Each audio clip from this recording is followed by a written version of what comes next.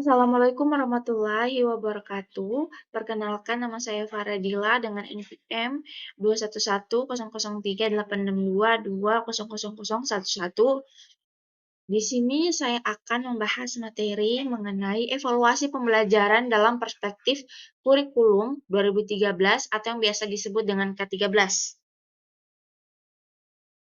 Nah, di sini kita akan membahas ada 8 subtema yang akan kita bahas, yaitu yang pertama ada pendekatan penilaian, yang kedua ada ruang lingkup teknik dan instrumen penilaian, yang ketiga ada mekanisme prosedur penilaian, yang keempat ada pelaksanaan dan pelaporan penilaian, yang kelima ada karakteristik penilaian, yang keenam ada implementasi evaluasi pembelajaran dalam K13 di tingkat SD, SMP, SMA, atau SMK. Yang ketujuh yaitu kendala masalah yang mungkin ditemui oleh guru dan peserta didik di dalam implementasinya. Dan yang terakhir yaitu solusi yang bisa ditawarkan untuk menyelesaikan masalah tersebut. Langsung saja pada subtema yang pertama yaitu pendekatan penilaian. Adapun pengertian pendekatan penilaian ini dapat dikatakan sebagai pendekatan apa adanya, dalam arti bahwa patokan pembanding semata-mata diambil dari kenyataan-kenyataan yang diperoleh pada saat pengukuran atau penilaian itu berlangsung, yaitu hasil belajar siswa yang diukur itu beserta pengolahannya. Nah, adapun pendekatan penilaian yang digunakan yaitu yang pertama penilaian acuan patokan atau PAP, yaitu semua kompetensi perlu dinilai dengan menggunakan acuan patokan berdasarkan pada indikator hasil belajar sekolah itu menetapkan acuan patokan sesuai dengan kondisi dan kebutuhannya. Yang kedua yaitu penilaian acuan kriteria atau PAK, merupakan penilaian pencapaian kompetensi yang didasarkan pada kriteria kentuntasan minimal atau yang biasa disebut dengan KKM. Nah, KKM ini nantinya merupakan kriteria kentuntasan belajar minimal yang ditentukan oleh satuan pendidikan dengan mempertimbangkan karakteristik kompetensi dasar yang akan dicapai, daya dukung, dan karakteristik peserta didik.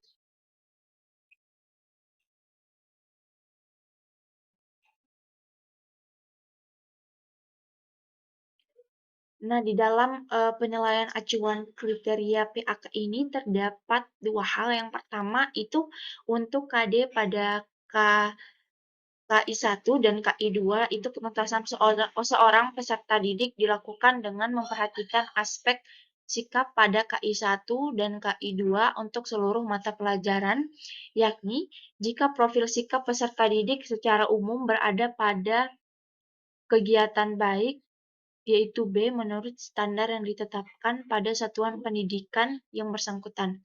Yang kedua yaitu untuk KD pada KI 3 dan KI 4, seorang peserta didik dinyatakan sudah tuntas belajar untuk menguasai kompetensi dasar yang dipelajarinya apabila menunjukkan indikator nilai lebih dari 2,66 dari hasil tes formatif. Adapun implikasi ketuntasan belajar ini bisa kita lihat pada slide ini. Itu yang pertama untuk KD. Ada ini tadi seperti yang sudah saya jelaskan tadi. Selanjutnya ada implikasi ketuntasan belajar.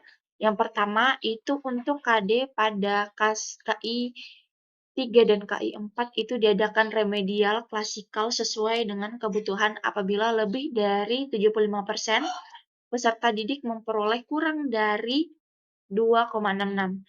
Yang kedua untuk KD pada KI 1 dan KI 2, pembinaan terhadap peserta didik yang secara umum profil sikapnya itu belum berkategori, baik dilakukan secara holistik atau paling tidak oleh guru mata pelajaran, guru BK, dan orang tua. Nah, ini adalah contoh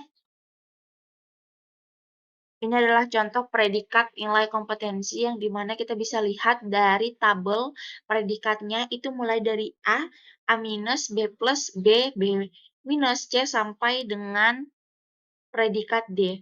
Terus nilai kompetensi itu terdapat 3. Yang pertama ada pengetahuan, ada keterampilan, dan ada sikap.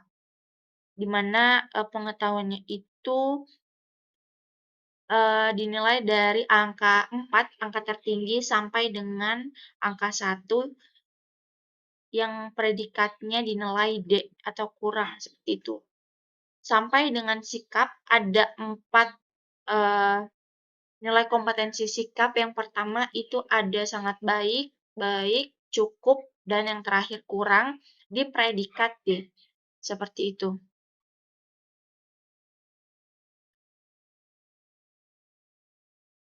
Terus pada subtema 2, kita akan membahas mengenai ruang lingkup teknik dan instrumen penilaian. Yang pertama ada ruang lingkup penilaian.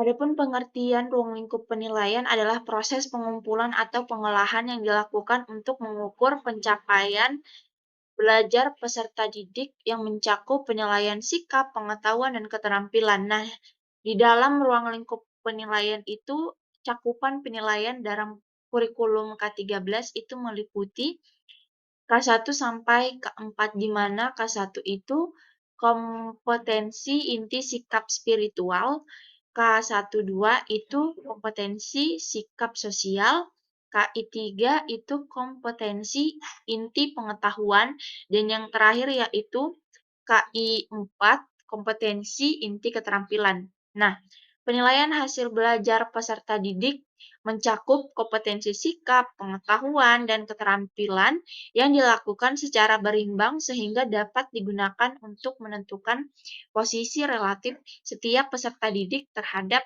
standar yang telah ditetapkan. Cakupan penilaian merujuk pada ruang lingkup materi, kompetensi, mata pelajaran, atau kompetensi muatan, atau kompetensi program dan prosesnya. Seperti itu. Jadi selanjutnya yang kedua ada teknik dan instrumen penilaian. Teknik dan instrumen penilaian yang digunakan untuk penilaian kompetensi sikap, pengetahuan, dan keterampilan sebagai berikut. Yang pertama ada penilaian kompetensi sikap. Di sini pendidik itu melakukan penilaian kompetensi sikap melalui observasi, penilaian diri, penilaian teman sejawat atau peer evaluation oleh peserta didik dan jurnal. Instrumen yang digunakan untuk observasi, penilaian diri, dan penilaian antar peserta didik adalah daftar cek atau skala penilaian atau rating scale yang disertai rubrik, sedangkan pada jurnal itu berupa catatan pendidik. Yang pertama ada observasi. Nah, di sini observasi itu merupakan teknik penilaian yang dilakukan secara berkesinambungan dengan menggunakan indera, baik secara langsung maupun tidak langsung dengan menggunakan pedoman observasi yang berisi sejumlah indikator perilaku yang diamati.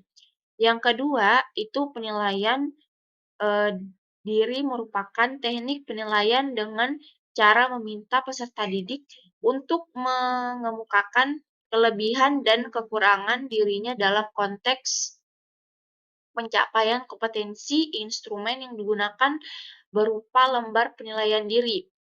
Yang ketiga yaitu penilaian antar peserta didik, merupakan teknik penilaian dengan cara meminta peserta didik untuk saling menilai terkait dengan pencapaian kompetensi.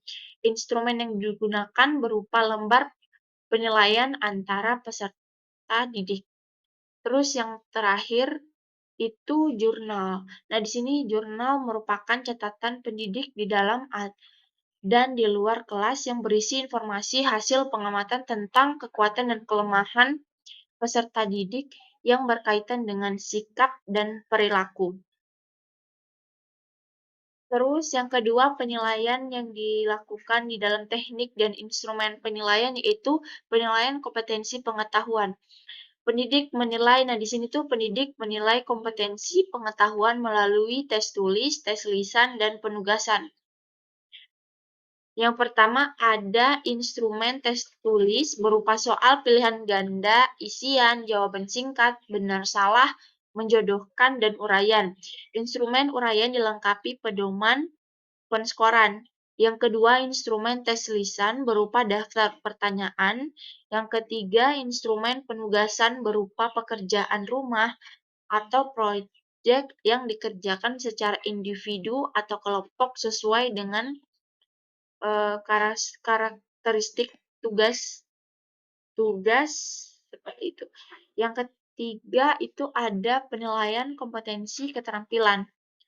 Di sini pendidik menilai kompetensi keterampilan itu melalui penilaian kinerja, yaitu penilaian yang menuntut peserta didik mendemonstrasikan suatu kompetensi tertentu dengan menggunakan tes praktik, proyek, dan penilaian portofolio. Instrumen yang digunakan berupa daftar cek atau skala penilaian atau rating score, rating scale yang dilengkapi rubrik. Nah, di dalam tes ini terdapat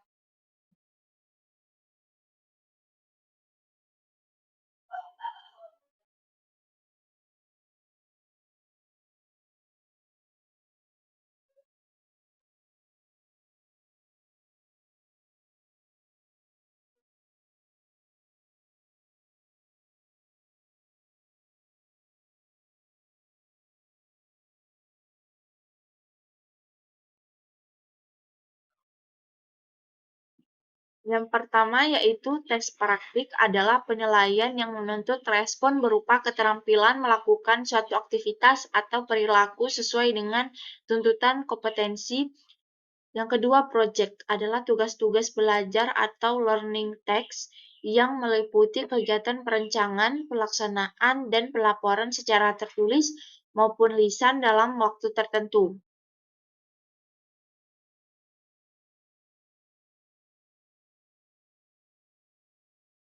Yang ketiga, penilaian portofolio adalah penilaian yang dilakukan dengan cara menilai kesimpulan seluruh karya peserta didik dalam bidang tertentu yang bersifat reflektif integratif untuk mengetahui minat, perkembangan, prestasi, atau kreativitas peserta didik dalam kurun waktu tertentu. Karya tersebut dapat berbentuk tindakan nyata yang mencerminkan kepedulian peserta didik terhadap lingkungannya. Adapun instrumen penilaian itu harus memenuhi persyaratan. Yang pertama, substansi yang mempresentasikan kompetensi yang dinilai. Yang kedua, konstruksi yang memenuhi persyaratan teknis sesuai dengan bentuk instrumen yang digunakan dan penggunaan bahasa yang baik dan benar serta komunikatif sesuai dengan tingkat perkembangan peserta didik.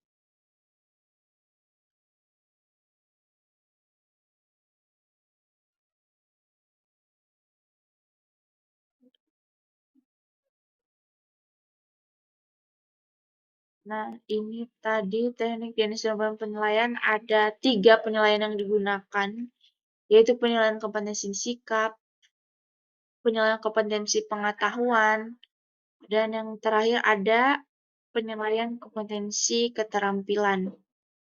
Di mana penilaian kompetensi dan keterampilan ini menggunakan 3 penilaian kompetensi. Yang pertama ada tes praktik, seperti yang sudah saya jelaskan tadi, ada project, dan juga penilaian portofolio. Selanjutnya ke subtema yang ketiga, yaitu mekanisme dan prosedur penilaian. Di sini dapat kita lihat mekanisme dan prosedur penilaian yang digunakan di dalam perspektif kurikulum 2013 atau K13. Yang pertama, yaitu penilaian hasil belajar pada jenjang pendidikan dasar dan menengah dilaksanakan oleh pendidik, satuan pendidikan, pemerintah, atau lembaga mandiri. Yang kedua, itu penilaian hasil belajar dilakukan dalam bentuk penilaian otentik, penilaian diri, penilaian proyek, ulangan harian, ulangan tengah semester, ulangan akhir semester, ujian tingkat kompetensi, ujian mutu tingkat kompetensi, ujian sekolah, dan ujian nasional. Nah, di dalam penilaian hasil belajar ini terdapat penilaian otentik di mana penilaian otentik ini dilakukan oleh guru secara berkelanjutan. Yang kedua, ada penilaian diri dilakukan oleh peserta didik untuk tiap kali sebelum ulangan harian.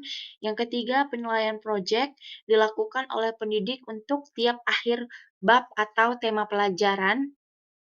Yang keempat, ulangan harian dilakukan oleh pendidik terintegrasi dengan proses pembelajaran dalam bentuk ulangan atau penugasan. Yang kelima, ulangan tengah semester dan ulangan akhir semester dilakukan oleh pendidik di bawah koordinasi satuan pendidikan.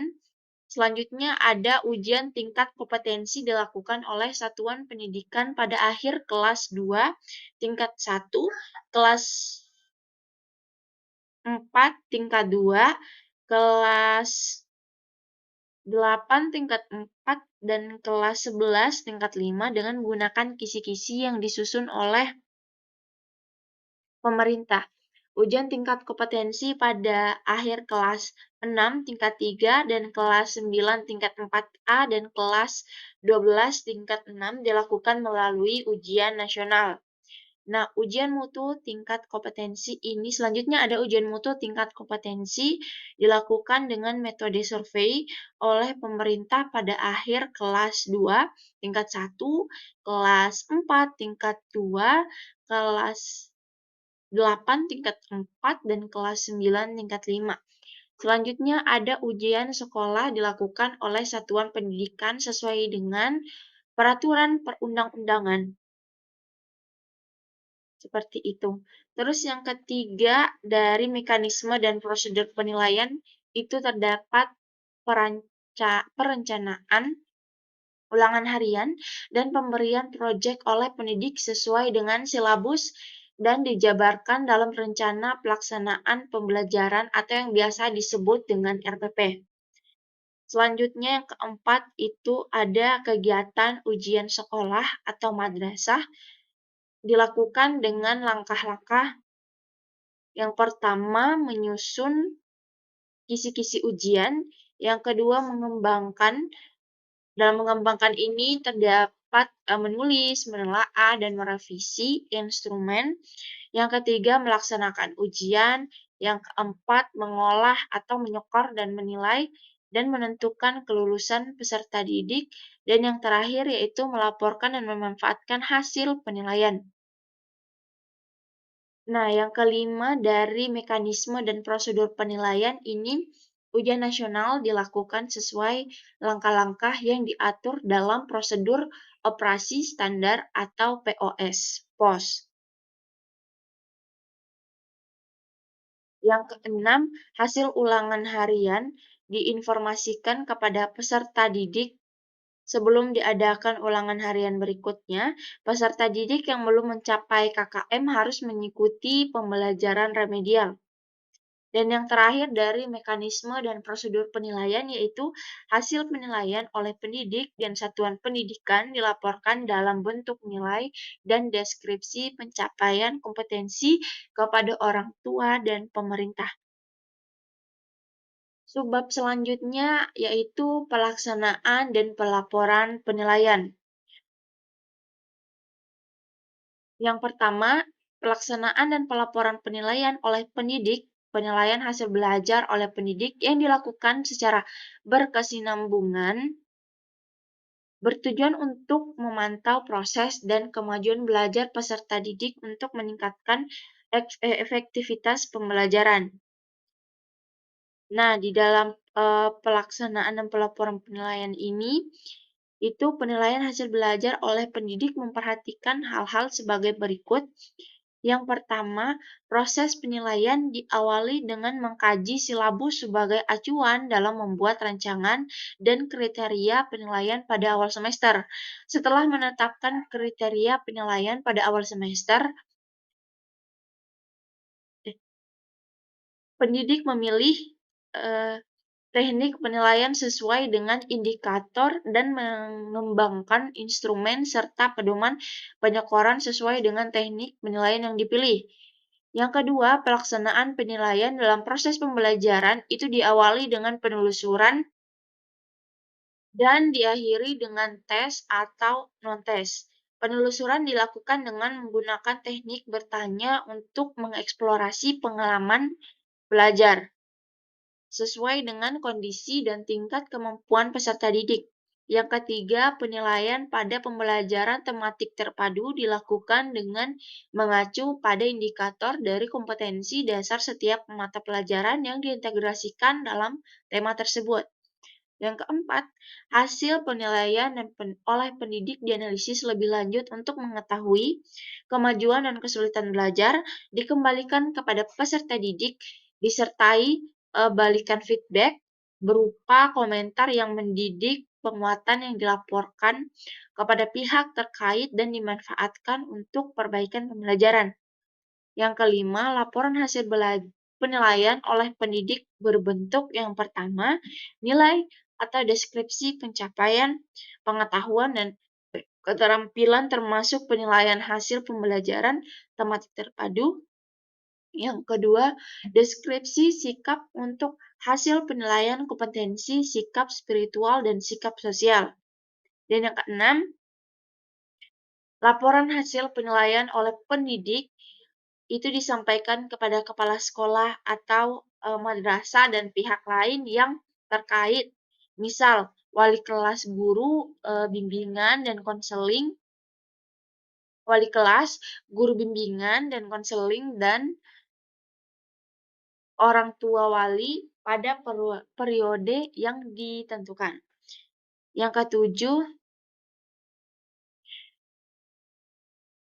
penilaian kompetensi sikap spiritual dan sosial ini dilakukan oleh semua pendidik selama 1 semester. Hasilnya akan diakumulasi dan dinyatakan dalam bentuk deskripsi kompetensi oleh wali kelas atau guru kelas. Selanjutnya, pelaksanaan dan pelaporan penilaian oleh pemerintah. Penilaian hasil belajar dilakukan melalui ujian nasional dan ujian mutu tingkat kompetensi dengan memperhatikan hal-hal sebagai berikut. Mohon maaf. Pelaksanaan dan pelaporan penilaian yang kedua yaitu pelaksanaan dan pelaporan penilaian oleh satuan pendidikan. Penilaian hasil belajar oleh satuan pendidikan dilakukan untuk menilai pencapaian kompetensi lulusan peserta didik yang meliputi kegiatan sebagai berikut. Yang pertama, itu menentukan kriteria minimal pencapaian tingkat kompetensi dengan mengacu pada indikator kompetensi dasar tiap mata pelajaran. Yang kedua, mengordinasikan ulangan harian, ulangan tengah semester, ulangan akhir semester, ulangan kenaikan kelas, ujian tingkat kompetensi, dan ujian akhir sekolah atau madrasah. Yang ketiga, menyelenggarakan ujian sekolah atau madrasah dan menentukan kelulusan peserta didik dari ujian sekolah madrasah sesuai dengan pos ujian sekolah atau madrasah. Yang keempat, menentukan kriteria kenaikan kelas. Yang kelima, melaporkan hasil pencapaian kompetensi atau tingkat kompetensi kepada orang tua peserta didik dalam membentuk buku rapor. Yang keenam, melaporkan pencapaian hasil belajar tingkat satuan pendidikan kepada Dinas Pendidikan Kabupaten atau Kota dan instansi yang terkait. Selanjutnya, melaporkan hasil ujian tingkat kompetensi kepada orang tua wali peserta didik dan Dinas Pendidikan.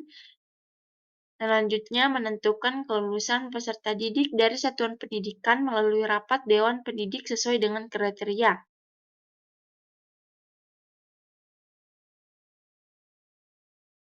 Selanjutnya, yaitu menertibkan surat hasil ujian nasional atau SHUN setiap peserta didik bagi satuan pendidikan penyelenggaraan ujian. Dan yang terakhir, menertibkan ijazah setiap peserta didik yang lulus dari satuan pendidikan bagi satuan pendidikan yang telah terakreditasi. Yang terakhir yaitu pelaksanaan dan pelaporan penilaian oleh pemerintah. Penilaian hasil belajar dilakukan melalui ujian nasional dan mutu tingkat kompetensi dengan memperhatikan hal-hal sebagai berikut. Yang pertama yaitu ujian nasional.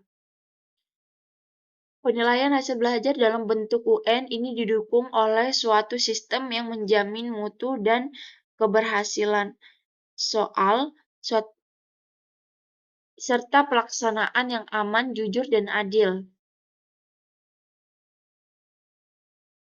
Yang kedua yaitu ujian mutu tingkat kompetensi dilakukan oleh pemerintah pada seluruh satuan pendidikan yang bertujuan untuk pemetaan dan penjaminan mutu pendidikan di suatu satuan pendidikan.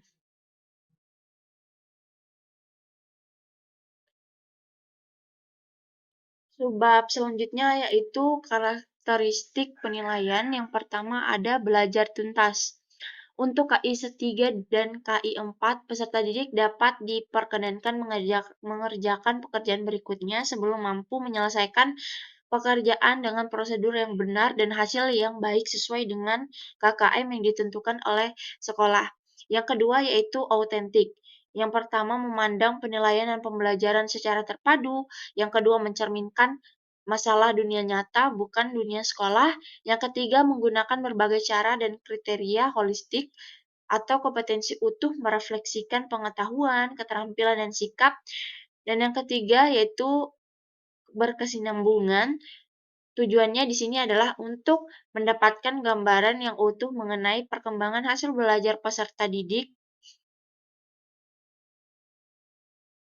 memantau proses, kemajuan, dan perbaikan hasil terus-menerus dalam bentuk penilaian proses dan berbagai jenis ulangan secara berkelanjutan atau seperti ulangan harian, ulangan tengah semester, ulangan akhir semester, atau ulangan kenaikan kelas. Yang keempat dari karakteristik penilaian yaitu berdasarkan acuan kriteria. Kemampuan peserta didik tidak dibandingkan terhadap kelompoknya, tetapi dibandingkan terhadap kriteria yang ditetapkan. Misalnya, ketuntasan minimal yang ditetapkan oleh satuan pendidikan masing-masing.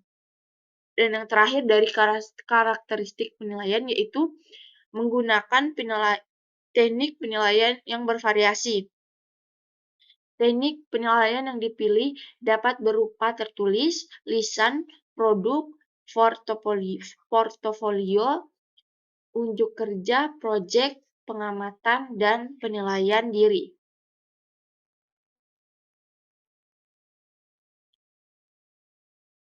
Subtema selanjutnya yaitu implementasi evaluasi pembelajaran dalam K13 di tingkat SD, SMP, SMA, atau SMK. Yang pertama di tingkat SD, implementasi kurikulum 2013 di tingkat SD masih dilaksanakan pada kelas 1 sampai dengan kelas 6. Kurikulum 13 ini dilaksanakan untuk membentuk karakter dan keterampilan dari masing-masing peserta didik. Pemerintah memberikan sosialisasi selama implementasi kurikulum 2013 berupa diklat untuk menunjang kelancaran implementasi K13 dan supaya guru memperoleh wawasan mengenai K13. Sosialisasi dan implementasi kurikulum sangat penting dilakukan agar semua pihak yang terlibat dalam implementasinya di lapangan paham dengan perubahan yang harus dilakukan sesuai dengan tugas pokok dan fungsinya masing-masing, sehingga mereka memberikan dukungan terhadap perubahan kurikulum yang dilakukan.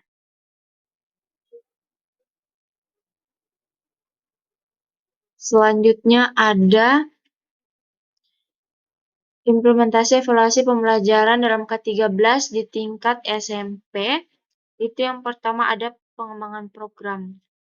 Pengembangan kurikulum mencakup pengembangan program tahunan, program semester, program modul, program mingguan dan harian, program pengayaan dan remedial, serta program bimbingan dan konseling. Yang kedua, pelaksanaan pembelajaran. Di sini proses interaksi antara peserta didik dengan lingkungannya sehingga terjadi perubahan perilaku ke arah yang lebih baik. Dalam interaksi tersebut banyak sekali faktor yang mempengaruhinya, baik faktor internal yang datang dari dalam individu maupun faktor eksternal yang datang dari lingkungan. Yang terakhir yaitu evaluasi hasil belajar. Di dalam implementasinya, kurikulum dilakukan dengan penilaian kelas, tes kemampuan dasar, penilaian akhir, satuan pendidikan, dan sertifikasi benchmarking, dan penilaian program.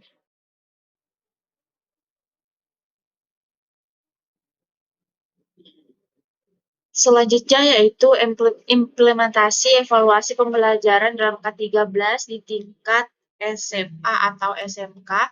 Yang pertama yaitu kesiapan sekolah dan guru. Kesiapan sekolah dalam implementasi kurikulum 2013 dapat ditinjau dari berbagai aspek meliputi sosialisasi kurikulum, penyusunan profil dan evaluasi diri, menyusun perangkat kurikulum, dan membentuk tim pengembangan kurikulum.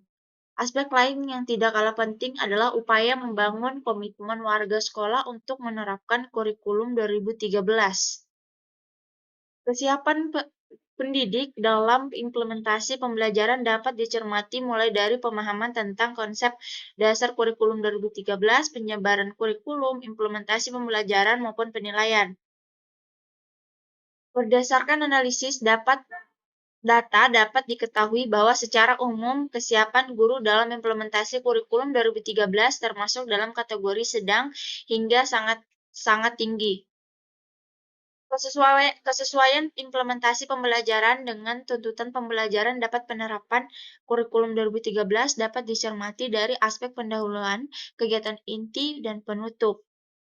Melalui pendampingan intensif, pelatihan, supervisi, dan evaluasi diharapkan penerapan pembelajaran tersebut makin baik dan selaras dengan pembelajaran yang diharapkan dalam implementasi kurikulum 2013. Yang kedua yaitu proses pembelajaran. Dalam proses pembelajaran, pengalaman penulis dalam melakukan pendampingan di sekolah menemukan beberapa kondisi sebagai berikut. Yang pertama, itu beberapa guru belum memiliki pemahaman komprehensif bagaimana menjabarkan kompetensi dasar terutama alur pikir dalam merumuskan KD yang dimulai dari K13, kemudian K14 yang akan berdampak kepada K12 dan akhirnya akan membentuk K11. Hal ini dapat diruntut dari informasi guru bahwa alur pikir tersebut kurang terjelaskan dari pelatihan. Yang kedua, sebagian besar guru belum mampu membedakan antara keterampilan abstrak dan konkret, pengetahuan prosedural, dan metakognisi. Yang ketiga, bentuk RPP yang masih beragam. Yang keempat, dalam proses pembelajaran saintifik, terdapat beberapa pendidik yang telah mengimplementasikan pendekatan saintifik dengan tepat. Yang kelima, masih beragamnya persepsi guru tentang pendekatan saintifik. Yang keenam, sebagian besar guru belum memiliki pemahaman komprehensif tentang model-model pembelajaran inquiry, discovery, PBL, maupun PBJL. Yang ketujuh, siswa mengungkapkan bahwa mereka sangat senang dengan kegiatan-kegiatan diskusi maupun presentasi. Dan yang terakhir yaitu proses penilaian, terutama penilaian sikap merupakan aspek yang paling sulit yang dirasakan baik oleh kepala sekolah, pengawas, maupun guru. Yang ketiga yaitu buku pendidik dan peserta didik. Secara umum, siswa berpendapat bahwa keberadaan buku sangat membantu mereka dalam proses pembelajaran. Isi buku mendukung pencapaian KI sampai dengan KD. Cetakan dan penjilidan bagus. Dari semuanya, dari sisi pengadaan kedatangan buku, siswa maupun buku guru itu semuanya mengalami keterlambatan. Beberapa aspek masih menunjukkan perlunya ada revisi sebagai berikut, yaitu khusus untuk mata pelajaran produktif, belum tersedia baik buku pendidik maupun buku peserta didik. Terus yang keempat, yaitu pelatihan. Terdapat kecenderungan yang sama apa yang dirasakan oleh kepala sekolah, pendidik, maupun pengawas terkait dengan pelatihan.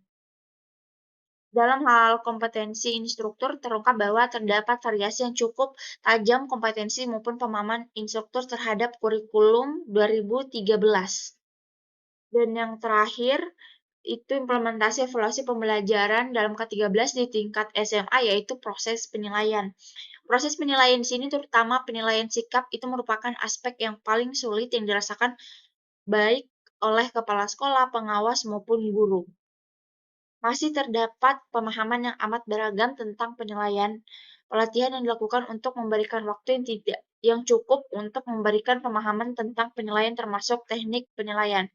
Pendidik merasa habis waktunya untuk menilai daripada mengajar. Pemahaman tentang penilaian sangat beragam baik di kalangan pengawas maupun pendidik.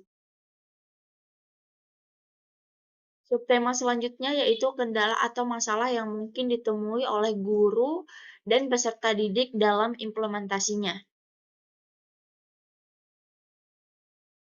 Masalah yang dihadapi guru dalam penerapan kurikulum 2013 sebagai berikut. Yang pertama itu ada kegiatan pembelajaran. Masalah pertama yang dihadapi guru dalam penerapan kurikulum 2013 adalah kegiatan pembelajaran.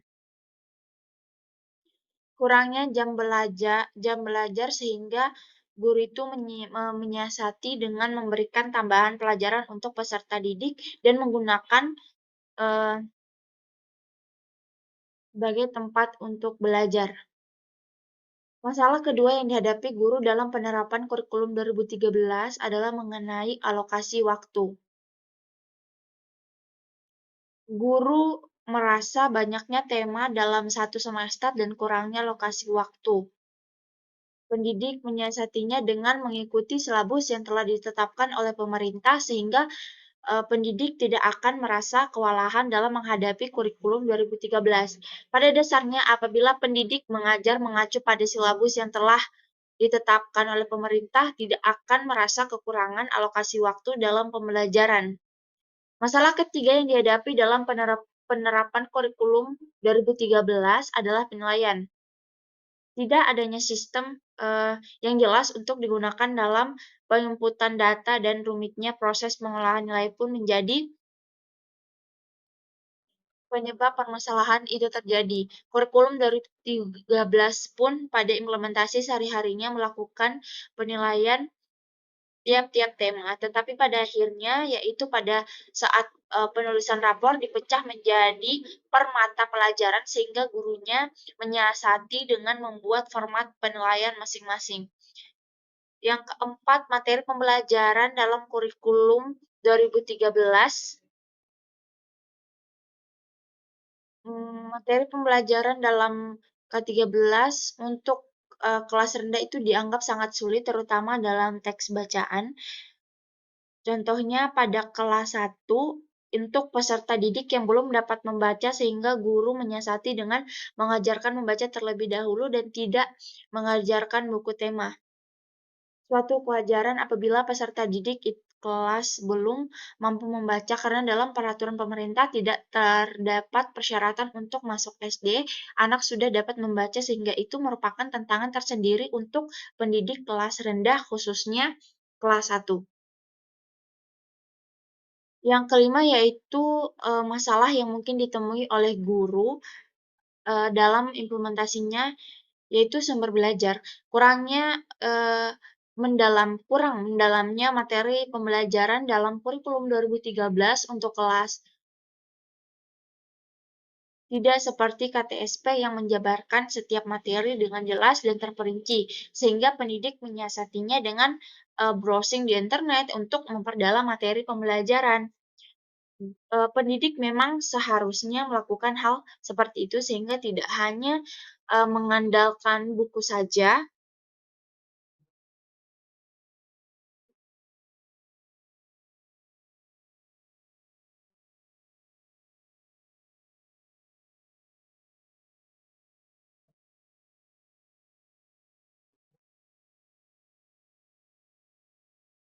Selanjutnya, kendala atau masalah yang mungkin ditemui oleh peserta didik dalam implementasinya, yaitu yang pertama adalah masalah emosi.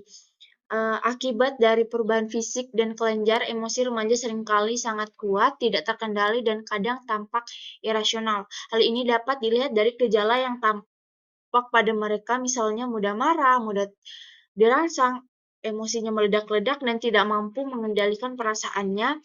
Keadaan ini sering menimbulkan berbagai permasalahan bagi remaja. Selanjutnya masalah penyelesaian diri. Untuk mencapai tujuan dari pola sosialisasi, remaja harus membuat banyak penyelesaian baru. Pada fase ini, remaja lebih banyak di luar rumah bersama rekan-rekannya sebagai kelompok, maka dapatlah dimengerti kalau pengaruh teman sebaya dalam segala pola perilaku, sikap, minat, dan gaya hidupnya lebih besar daripada pengaruh dari keluarganya. Terus yang ketiga, masalah yang mungkin ditemui oleh peserta didik dalam implementasinya, yaitu masalah perilaku seksual. Pada masa puber, remaja sudah mulai tertarik pada lawan jenis sehingga timbul keinginan yang kuat untuk memperoleh dukungan dan perhatian dari lawan jenis. Sebagai akibatnya, remaja mempunyai minat yang tinggi terhadap seks. Seharusnya mereka mencari mencari atau memperoleh informasi tentang seluk-beluk seks dari orang tua, tetapi kenyataannya mereka lebih banyak mencari informasi dari sumber-sumber yang kadang tidak dapat dipertanggungjawabkan. Terus yang keempat yaitu masalah perilaku sosial. Di sini adanya diskriminasi terhadap mereka yang berlatar belakang ras, agama, atau sosial ekonomi yang berbeda dapat melahirkan kelompok remaja yang pembentukannya berdasarkan atas kesamaan latar belakang agama, suku, dan sosial ekonomi. Hal ini sedikit dapat memicu terjadinya permusuhan antara kelompok tersebut.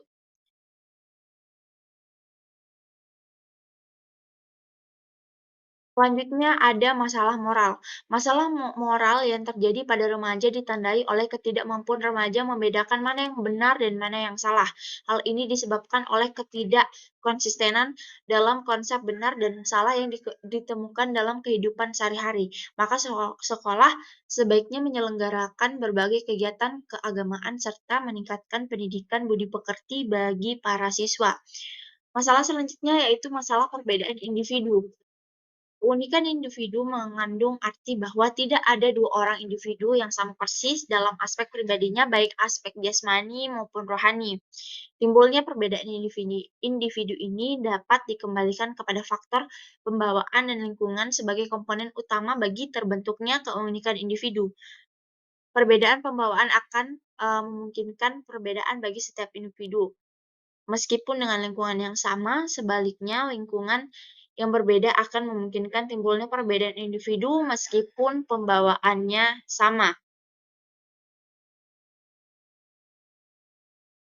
Selanjutnya yaitu masalah keluarga.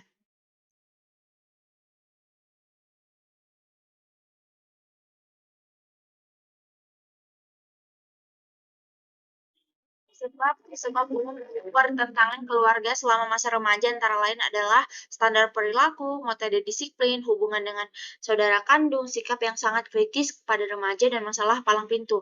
Remaja sering menganggap standar perilaku orang tua yang kuno dan modern berbeda. Keadaan inilah yang sering menjadi sumber dan perselisihan di antara mereka. Yang dimaksud dengan masalah palang pintu adalah peraturan keluarga tentang penetapan waktu pulang dan mengenai teman-teman remaja yang dapat berhubungan, terutama teman-teman lawan jenis. Selanjutnya ada masalah belajar. Dalam seluruh proses pendidikan, belajar merupakan kegiatan inti. Dalam kegiatan belajar dapat timbul berbagai masalah, baik bagi pelajar itu sendiri maupun bagi pengajar. Misalnya, bagaimana menciptakan kondisi yang baik agar berhasil, memilih metode dan alat-alat sesuai dengan jenis dan situasi belajar, membuat rencana belajar bagi siswa, menyesuaikan proses belajar dengan keunikan siswa, penilaian hasil belajar, diagnosis kesulitan belajar, dan sebagainya.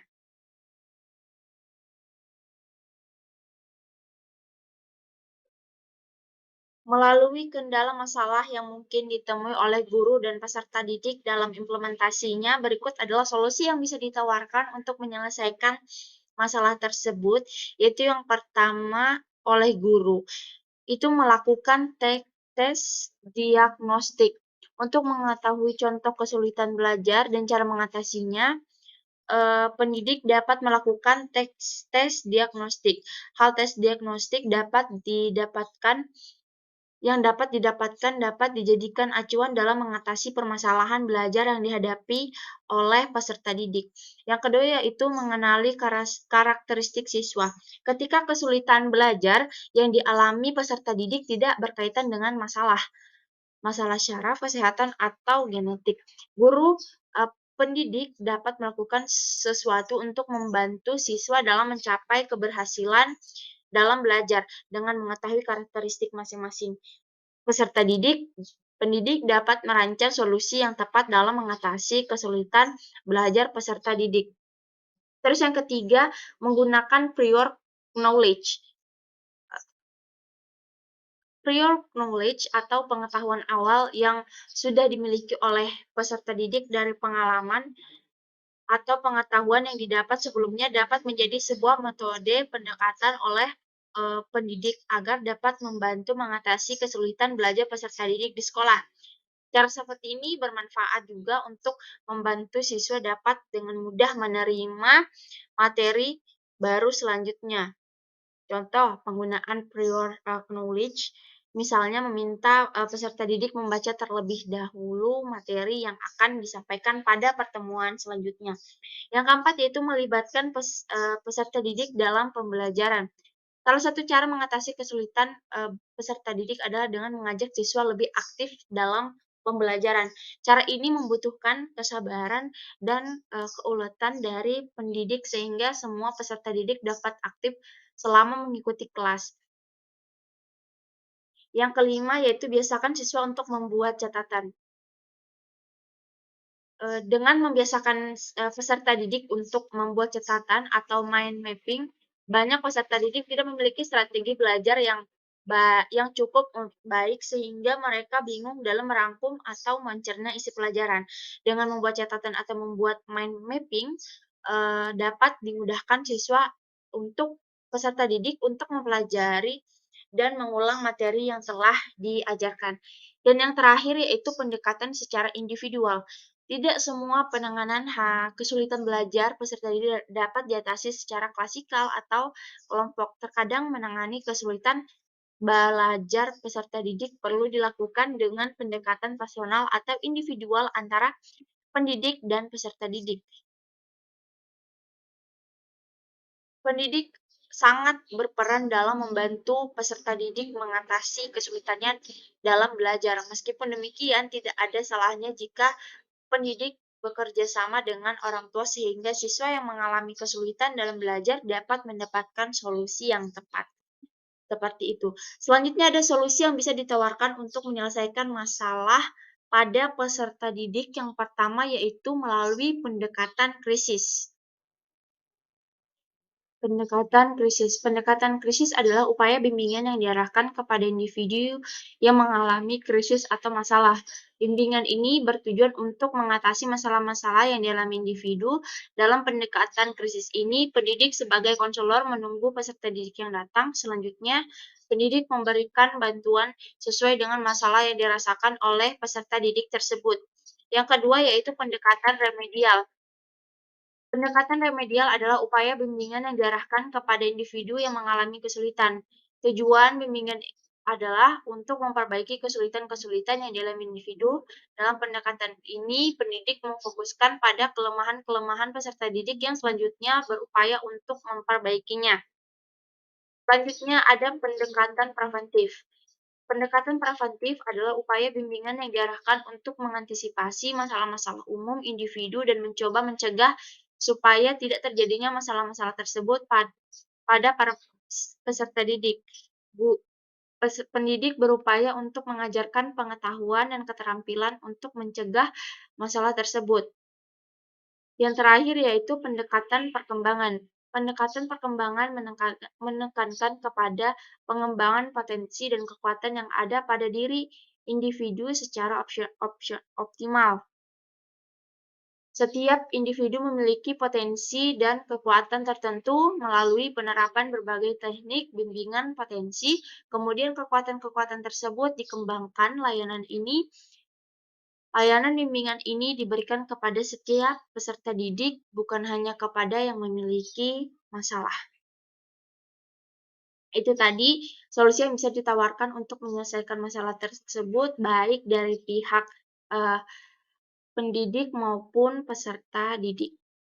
Dan itulah tadi hasil pemaparan saya mengenai evaluasi pembelajaran dalam perspektif kurikulum 2013. Apabila di dalam pemaparan saya terdapat kesalahan selama menjelaskan materi, saya pribadi memohon maaf atas kesalahan baik yang saya sengaja maupun tidak sengaja. Mohon untuk dimaafkan karena di sini saya masih belajar. Untuk itu kurang dan lebihnya mohon dimaafkan. Wabillahi taufiq wal hidayah. Wassalamualaikum warahmatullahi wabarakatuh. Salam Rahayu. Terima kasih.